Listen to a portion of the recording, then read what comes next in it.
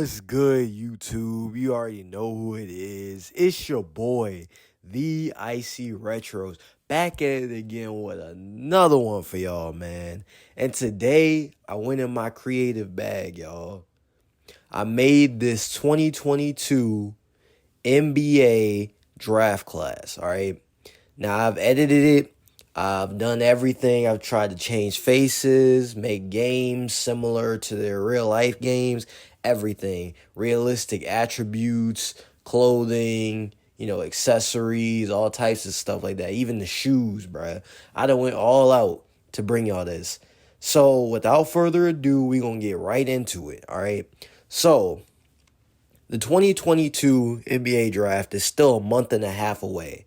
However, the mock drafts are already coming out. We got the draft lottery next week. So what better way to celebrate than, doing my own mock draft?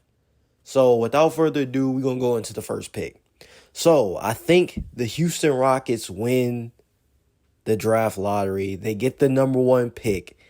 And who do they select? I think they select Chet Holmgren. Now, I know this is going to come with some controversy considering they still have Christian Wood.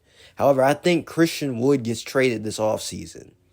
And I think they select their center of the future in Chet Holmgren. Now, this is very, very eerie, all right? This is similar to 2002, all right? So, in 2002, if y'all didn't know, the Rockets had the number one pick 20 years ago, and they selected Yao Ming. Now, I think history repeats itself here, and they go center, and they select Chet Holmgren, arguably the best player in this draft. Now, with the second pick in the 2022 NBA draft, I have the Detroit Pistons selecting Paolo Banchero out of Duke.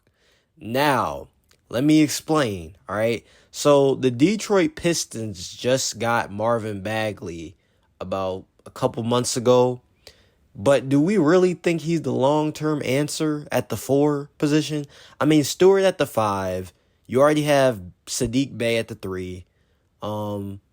Realistically, the only 2 positions of need would be the 2 and the 4. So realistically here, you could go with a, stretch big, or you could go with a 4 that can shoot and create his own shot. And that defines Paolo Banchero for me. I really have him as a mix between Blake Griffin and a young Carmelo Anthony, because he can create his own shot, but he has the power and strength of Blake Griffin. Also, another thing that a lot of people sleep on Banchero for is his athleticism. He has sneaky good athleticism. Like, he can go up and down the court. Also, I forgot to mention that Detroit is most likely going to move off of Jeremy Grant. I love Jeremy Grant as a player, but his time in Detroit is numbered to me. So I honestly think they pick up his replacement. Now, if y'all didn't agree with my first 2 picks, this third pick is going to be the most controversial. I feel like I'm going to get a lot of hate for this pick.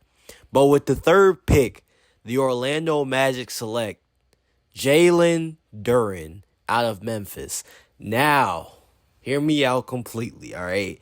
I know the Magic are going to move off of Mo Bamba. The problem is, I don't know who they pick. And if Holmgren doesn't go 1 or 2, I would put Holmgren at the 3rd spot for the Magic. However, I think Holmgren gets taken first here. Either 1st or 2nd. Maybe somebody trades up into the 2nd spot and picks Holmgren. Someone who needs a center. Maybe Charlotte. But at number 3, the Magic fill a need with potential.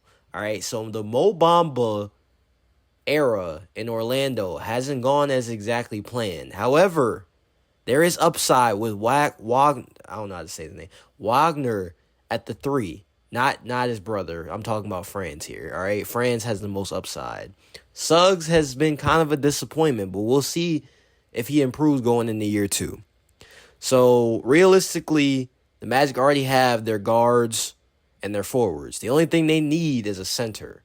And honestly, I think Jalen Duran, his highest ceiling is a great value Dwight Howard here. Dwight Howard was arguably the best center in Orlando Magic history outside of Shaquille O'Neal. So I feel like the Magic go for their center of the future and they select Jalen Duran.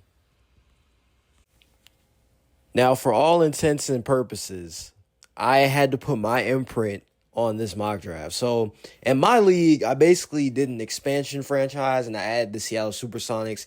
And with the Seattle Supersonics being the new expansion franchise in the West, I put Memphis in the East, which I have felt for a very long time that the Grizzlies should be in the East, considering they're in Tennessee. So with that, with the fourth pick in the 2022 NBA draft, the Seattle Supersonics select Jabari Smith. And Jabari Smith is one of the best wings coming out of college, all right? He might be 6'10", but he is a wing player by all intents and purposes.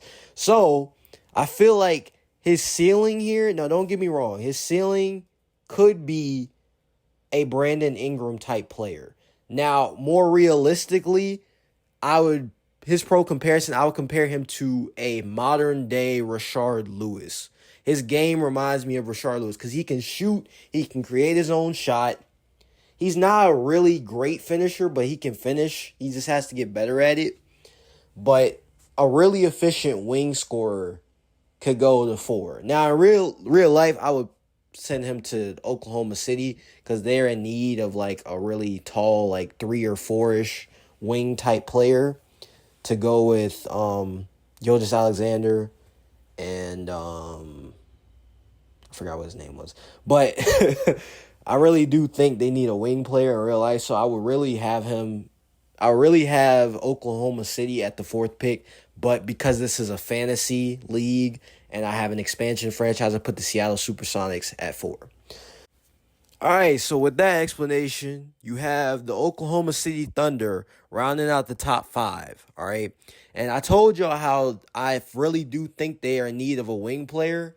However, I'm going to switch it up a little bit.